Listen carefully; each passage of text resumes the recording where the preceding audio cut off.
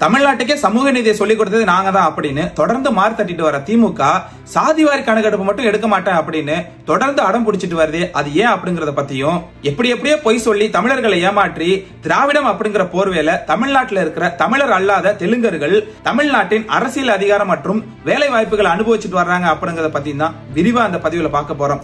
தமிழ்நாட்டில் இருக்கிற ஒவ்வொரு தமிழனும் கட்டாயமா திமுகவின் இந்த நாடகத்தை பத்தி தெரிஞ்சுக்கணும். இதனால உங்களால முடிஞ்ச அளவுக்கு இந்த காணொலியை உங்க நண்பர்கள் கிட்ட பகிர்ந்துக்கோங்க.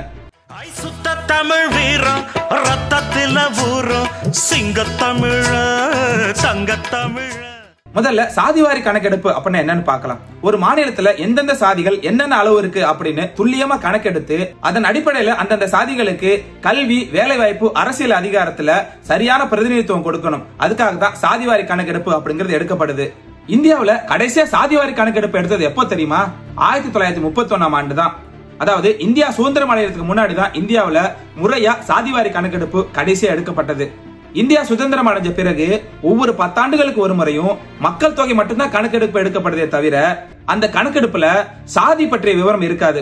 அதுக்கு முக்கிய காரணம், இந்தியாவுல எந்தெந்த சாதிகள் எந்தெந்த விகிதத்தில் இருக்காங்க அப்படின்னு தெரிஞ்சுக்கிட்டா அப்புறம் எல்லா சாதிகளும் தங்களுக்கு உரிய பிரதிநிதித்துவத்தை கேட்பாங்க. அது இந்திய அளவுல உயர் பதவிகள் இருக்கிற பிராமணர்களுக்கு ஆப்பா அமைஞ்சிரும். அதனால தான் ரொம்பவே விவரமா சுதந்திரத்துக்கு பிறகு மக்கள் தொகை கணக்கெடுப்புல சாதி அப்படிங்கறத நீக்கிட்டாங்க. இதன் காரணமா தான் இந்தியாவில் அதிக அளவு இருக்கிற பிற்படுத்தப்பட்ட மற்றும் பட்டியலின மக்கள் கல்வி, வேலை வாய்ப்புகள்ல முன்னேற முடியாம தவிக்கிறாங்க. ஆனா சமீபத்துல இந்தியாவிலே முதல் முறையா நிதிஷ்குமார் தலைமையிலான பீகார் அரசு சாதிவாரி கணக்கெடுப்பை எடுத்தாங்க. ஆனா அதை வெளியிடக்கூடாது அப்படின்னு பல்வேறு வழக்குகள் வந்த போதும் உயர்நீதிமன்றமே சாதிவாரி கணக்கெடுப்பு முடிவுகளை வெளியிட தடை விதிக்க முடியாது அப்படின்னு தீர்ப்பும் வழங்கியது. இந்த தீர்ப்பு அடிப்படையை வச்சுதான் ஆந்திரா, தெலுங்கானா, ஒடிசா போன்ற மாநிலங்களும் எங்களோட மாநிலங்களையும் இதே போல சாதிவாரி கணக்கெடுப்பு எடுக்க போறோம் அப்படின்னு அறிவிச்சாங்க. கடந்த 2024ஆம் ஆண்டு சாதிவாரி கணக்கெடுக்க ஆரம்பிச்சது தெலுங்கானா அரசு.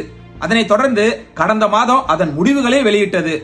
அந்த கணக்கெடுப்பின் அடிப்படையில தெலுங்கானால ஏற்கனவே இருந்த இடஒதுக்கீட்டை அதிகரிச்சு மசோதாவை நிறைவேற்றி அதை ஒப்புதலுக்காக ஒன்றிய அரசுக்கு அனுப்பியும் வச்சிருக்காங்க. அதாவது பிற்படுத்தப்பட்ட மக்களுக்கு ஏற்கனவே இருந்த 29% இடஒதுக்கீட்டை 42% உயர்த்தியும், பட்டியலினத்தவர்களுக்கு ஏற்கனவே இருந்த 15% இடஒதுக்கீட்டை 18% உயர்த்தியும், பழங்குடியினத்தவருக்கு ஏற்கனவே இருந்த 6% 10% உயர்த்தி இருக்கு தெலுங்கானா அரசு.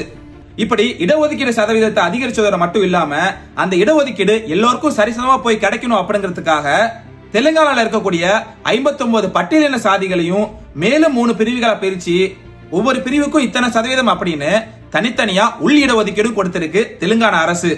இதுதான் உண்மையான சமூக நீதி. இப்படி சமூக நீதி ஆட்சி நடத்துறோம் அப்படின்னு மார்த்தட்டிக்காத தெலுங்கானா அரசு இந்தியாவிலேயே அதிக அளவா 70% இடஒதுக்கீடு அறிவிச்சிருக்காங்க. தமிழ்நாட்டுல ஏற்கனவே 69% இடஒதுக்கீடு இருக்கு. ஆனா சாதிவாரி கணக்கெடுப்பு எடுக்காததால அந்த இடஒதுக்கீட்டு நன்மைகளை குறிப்பிட்ட சில சாதிகளே அனுபவிச்சுட்டு வர்றாங்க. தமிழ்நாட்டில் இருக்கிற பல்வேறு சாதிகள் இன்னமும் இடஒதுக்கீட்டால பலனடையல அப்படிங்கறதா உண்மையான நிலவரம். இதனால தான் எப்படி பீகார் மற்றும் தெலுங்கானால சாதிவாரி கணக்கெடுப்பு எடுத்தாங்களோ அதே போல தமிழ்நாட்டிலேயும் சாதிவாரி கணக்கெடுப்பு எடுக்கணும் அப்படின்னு நாம் தமிழர், பாமக, தமிழக வாழ்வுரிமை கட்சி, ஏன் நேத்து தொடங்கிய தாவேகா உட்பட பல்வேறு கட்சிகள் தொடர்ந்து வலியுறுத்திட்டு வருது. ஆனா சமூக நீதி காக்கிறதா சொல்லப்படுற திராவிட மாடல் ஆட்சி நடத்துற அப்பா ஸ்டாலினோ சாதிவாரி கணக்கெடுப்பு எடுக்கிற உரிமை மாநில அரசுக்கு கிடையாது அப்படின்னு பச்சையா புடிக்கிட்டு சாதிவாரி கணக்கெடுப்பு உடனே நடத்த வேண்டும் அப்படின்னு பிரதமர் மோடிக்கு கடிதமும் எழுதியிருக்காரு. உயிரே போனாலும் பிஜேபி சாதிவாரி கணக்கெடுப்பு எடுக்காது. அப்படியே ஒருவேளை பிஜேபி சாதிவாரி கணக்கெடுப்பு எடுக்க ஒத்துக்கிட்டாலுமே RSS அதை அனுமதிக்காது. இதை நல்லா தெரிஞ்சுக்கிட்டு தான் ஸ்டாலின் பிஜேபி பக்கம் தள்ளி விட்டுருக்காரு. மற்ற மாநிலங்கள்ல எப்படி இந்திய புள்ளியியல் விவர சட்டம் 2008 பயன்படுத்தி சாதிவாரி கணக்கெடுப்பு எடுத்தாங்களோ அதே போல ஏன் தமிழ்நாட்டில் எடுக்க முடியல அப்படின்னு கேட்டதுக்கு, புள்ளி விவர சட்டம் 2008 படி சாதிவாரி கணக்கெடுப்பை மேற்கொள்ளும் மாநில அரசுகள் மக்களின் சமூக பொருளாதார புள்ளி விவரங்களை சேகரிக்க மட்டுமே வழிவகை செய்யப்பட்டுள்ளது அப்படின்னு மக்கள் தொகை கணக்கெடுப்பு சட்டம் 1948 கீழ் மக்கள் தொகை தொடர்பான புள்ளி விவரங்களை மாநில அரசால் சேகரிக்க இயலாது என குறிப்பிடப்பட்டுள்ளது. இது தொடர்பான விவகாரம் உச்சநீதிமன்றத்தில் நிலுவையிலும் உள்ளது அப்படின்னு பச்சையா புழுகியிருக்காரு மு.க. ஸ்டாலின். ஆனா உண்மையிலேயே இந்திய புள்ளியியல் விவர சட்டம் 2008 படி பொருளாதார, புவிசார், சமூக, அறிவியல் மற்றும் சுற்றுச்சூழல் சார்பான எந்த விதமான புள்ளி விவரங்களையும் சேகரிக்கும் உரிமையை மத்திய, மாநில அரசுகளுக்கும் ஏன் பஞ்சாயத்து மற்றும் மாநகராட்சிகளுக்கு கூட உரிமை உண்டு. இதுல சாதிவாரியா மக்களை எண்ணுவது அப்படிங்கிறது சமூக புள்ளி விவரத்தின் கீழே தான் வரும். எனவே இந்த சட்டத்தை பயன்படுத்தி மாநிலத்திலேயோ மாவட்டத்திலேயோ இல்ல கிராமத்திலேயோ கூட எந்த விதமான புள்ளி விவரங்களை கூட எடுக்கும் உரிமை மாநில அரசுக்கு இருக்கு. இதே சட்டத்தை பயன்படுத்தி தான் மற்ற மாநிலங்களை எடுத்து இடஒதுக்கீட்டு மசோதாவை நிறைவேற்றி இருக்காங்க. இப்படி கண் முன்னாடியே உதாரணம் இருந்தும் மத்திய அரசு தான் இதை எடுக்கணும், மாநில அரசுக்கு அதிகாரம் இல்ல அப்படின்னு அடம் பிடிக்குது மாநில உரிமை பேசுற திமுக அரசு. உண்மை என்னன்னா RSS பிஜேபி போலவே திமுகவுக்கும் இந்த சாதிவாரி கணக்கெடுப்பு எடுப்பதுல விருப்பம் இல்ல. அதற்கான காரணத்தை பத்தி பத்திரிகையாளர் மணி சொல்றதை கேளுங்க. காஸ்ட் ஸ்ட்ரக்சரில் பார்த்தீங்கன்னா சில கம்யூனிட்டிஸ்க்கு மட்டும் இவங்க அதிக ரெப்ரஸன்டேஷனும் பல கம்யூனிட்டிஸ்க்கு ரெப்ரஸன்டேஷன் இல்லாது. ஒன்று தெலுங்கு ஸ்பீக்கிங் பீப்புளுக்கு DMK-க்குள்ளே இருக்கக்கூடிய முக்கியத்துவம். இந்த உண்மைலாம் வெளியில் வரும். அப்போ எல்லாமே தெரிஞ்சிடும். ஒன்றும் இல்லைங்க, இப்போ ஒன்றும் இல்லை, யூ ஜஸ்ட் இமேஜின்.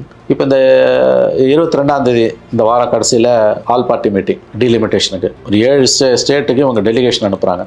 அந்த டெலிகேஷனோட கம்போசிஷன் பார்த்தீங்கனாலே இவங்க யார் அனுப்புகிறான்னு தெரியுது. ரேவந்த் ரெட்டி பார்க்கறதுக்கு தெலுங்கு தெரிஞ்சவங்கெல்லாம் போகிறாங்க, MPs மினிஸ்டர்ஸ். சித்தாராமையா பார்க்கறதுக்கு அதுக்கு ஒரு டீம் போகுது, அதில் அந்த லாங்குவேஜ் தெரிஞ்சவங்க இருக்காங்க. இப்படி சாதிவாரி கணக்கெடுத்தா தமிழ்நாட்டுல 5% கூட இல்லாத தெலுங்கர்கள், குறிப்பா 10,000 எண்ணிக்கை கூட இல்லாத தெலுங்கு பேசும் சாதிகளை சேர்ந்தவங்க இன்னைக்கு தமிழகத்தின் முதலமைச்சர் பதவி உள்பட பல்வேறு முக்கிய அமைச்சர் பொறுப்புல இருப்பது அப்பட்டமா தெரிஞ்சிடும். திராவிடம் அப்படிங்கிற போர்வேல தமிழர்களை ஏமாற்றி பதவிகளை அனுபவிச்சுட்டு வந்தது வெட்ட வெளிச்சமா வெளியில தெரிஞ்சிடும். அதனால தான் மத்திய அரசே அனுமதி கொடுத்தா கூட திமுக சாதிவாரி கணக்கெடுப்பு என்னைக்குமே எடுக்காது. இந்நிலையில தான் திமுகவின் முகத்திரையை கிழிக்கும் வகையில பாமகவின் தலைவரான அன்புமணி ராமதாஸ் ஒரு அறிக்கையை வெளியிட்டிருக்காரு. அதுல மாநில அளவில் பல்வேறு சமூகங்களுக்கு உள் இடஒதுக்கீடு வழங்குவதற்காக அந்த சமூகங்களின் பின்தங்கிய நிலைமை குறித்த நிகழ்கால பொருத்தமான தரவுகளை திரட்ட 2008ஆம் ஆண்டின் புள்ளி விவரங்கள் சேகரிப்பு சட்டத்தின்படி சாதிவாரி மக்கள் தொகை கணக்கெடுப்பு நடத்துவதில் மத்திய அரசுக்கு ஏதேனும் ஆட்சேபனை உள்ளதா என நாடாளுமன்ற மக்களவையில் நான் வினா எழுப்பியிருந்தேன்.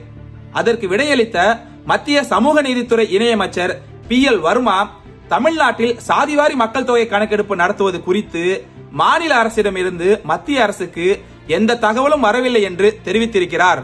அப்படின்னு சொல்லி சாதிவாரி கணக்கெடுப்பு பத்தி தமிழக அரசு மத்திய அரசுக்கு எந்தவித விளக்கமும் கேட்கல அப்படின்னு மத்திய அமைச்சர் கொடுத்த பதில ஆதாரத்தோட வெளியிட்டிருக்காரு.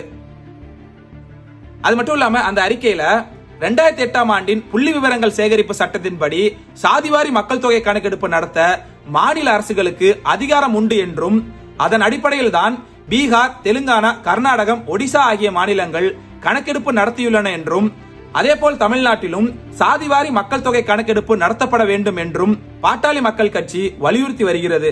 ஆனால் அந்த கோரிக்கையை ஏற்க மறுக்கும் தமிழக அரசு சாதிவாரி மக்கள் தொகை கணக்கெடுப்பு நடத்த தங்களுக்கு அதிகாரம் இல்லை என்று சில தருணங்களிலும், அவ்வாறு சாதிவாரி கணக்கெடுப்பு நடத்தப்பட்டால் அதன் விவரங்கள் ஏற்கப்படுமா என்பது தெரியாது என சில தருணங்களிலும் கூறி வருகிறது. தமிழ்நாடு அரசு எந்த அடிப்படையில் இப்படி ஒரு நிலைப்பாட்டுக்கு வந்தது என்பதை தான் புரிந்து கொள்ள முடியவில்லை. 2008ஆம் ஆண்டின் புள்ளி விவரங்கள் சேகரிப்பு சட்டம் மத்திய அரசால் இயற்றப்பட்ட சட்டமாகும். அந்த சட்டத்தின்படி எந்த வகையான புள்ளி விவரங்களையும் சேகரிக்க முடியும், அதன் அடிப்படையில் முடிவுகளை எடுக்க முடியும் என்று அந்த சட்டத்தில் தெளிவாக கூறப்பட்டிருக்கிறது. அதையும் கடந்து தமிழக அரசுக்கு ஏதேனும் ஐயங்கள் இருந்தால் மத்திய அரசிடம் விளக்கம் கேட்டு பெறலாம். ஆனால் மத்திய அரசிடம் அவ்வாறு எந்த விளக்கத்தையுமே பெறாமல் தமிழ்நாட்டில் சாதிவாரி மக்கள் தொகை கணக்கெடுப்பு நடத்த முடியாது என்று தமிழக முதலமைச்சர் MK ஸ்டாலின் மீண்டும் மீண்டும் கூறி வருகிறார். 2008ஆம் ஆண்டின் புள்ளி விவரங்கள் சேகரிப்பு சட்டத்தின்படி சாதிவாரி மக்கள் தொகை கணக்கெடுப்பு நடத்த முடியாது என்று அவருக்கு யார் கூறினார் என்று தெரியவில்லை. மத்திய அரசிடமிருந்து எந்த விளக்கமும் பெறாமல் தமிழக அரசுக்கு சாதிவாரி மக்கள் தொகை கணக்கெடுப்பு நடத்தும் அதிகாரம் இல்லை என்று கூறுவதன் மூலம் தமிழ்நாட்டில் சாதிவாரி மக்கள் தொகை கணக்கெடுப்பு நடத்தி மக்களுக்கு சமூக நீதி வழங்க வேண்டும் என்ற அக்கறையோ விருப்பமோ இல்லை என்பது தெளிவாகிறது.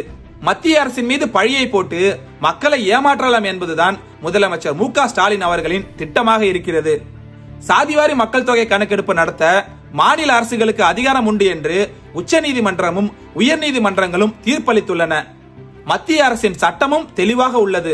இத்தகைய சூழலில் தமிழ்நாட்டு மக்களுக்கு சமூக நீதி வழங்க வேண்டும் என்ற அக்கறை திமுக அரசுக்கு இருந்திருந்தால் கூடுதல் தெளிவுக்காக மத்திய அரசிடம் விளக்கம் கேட்டு அதன் அடிப்படையில் சாதிவாரி மக்கள் தொகை கணக்கெடுப்பை நடத்தி இருக்கலாம்.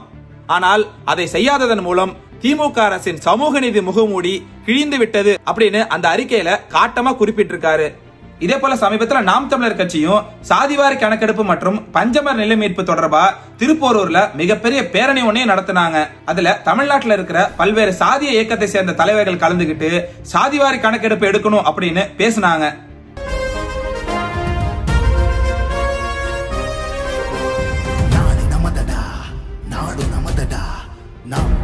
என்று வானம் அதிர முழங்கடா, பூமி நமதடா, சாமி நமதடா, புரட்சி மலர அடிமை விலங்கை அடித்து உடைங்கடா. நாடு நமதடா, நாடு நமதடா, நாம் தமிழர் என்று வானம் அதிர முழங்கடா, பூமி நமதடா, சாமி நமதடா, புரட்சி மலர அடிமை விலங்கை அடித்து உடைங்கடா. இடியடா இடியடா என்று நம் கொடியடா, இனிமேல் நாம் தானடா. எங்கள் தமிழ் கொடியை நீ எண்ணுவையோ எண்ணலையோ அதை விடு. நீ இசைவாளர் எவ்வளவு முதல்ல எண்ணு. நீ அதை முதல் எண்ணு. தெரியணும் இந்த இடத்துல நீ யார் அப்படின்னு. இப்படி தமிழ்நாட்டில் இருக்கிற ஒட்டுமொத்த சாதிகளும் சாதிவாரி கணக்கெடுப்பு எடுக்கணும் அப்படின்னு கேட்ட பிறகும் தமிழ்நாட்டை ஆளக்கூடிய திமுக அரசு சாதிவாரி கணக்கெடுப்பு எடுக்க முன் வரல. அதுக்கு முக்கிய காரணம் நான் ஏற்கனவே சொன்னபடி திராவிடம் அப்படிங்கிற போர்வையில தமிழ்நாட்டில் இருக்கிற தமிழர் அல்லாதவர்கள் எந்த அளவுக்கு தமிழ்நாட்டின் அதிகாரத்தில் இருக்காங்க அப்படிங்கிறது வெட்ட வெளிச்சமா தெரிஞ்சிடும் அப்படிங்கறதா. எனவே திமுக என்னைக்கு ஒழியுதோ அன்னைக்குதான் தமிழர்களுக்கு உண்மையான விடிவு கிடைக்கும். நன்றி, வணக்கம்.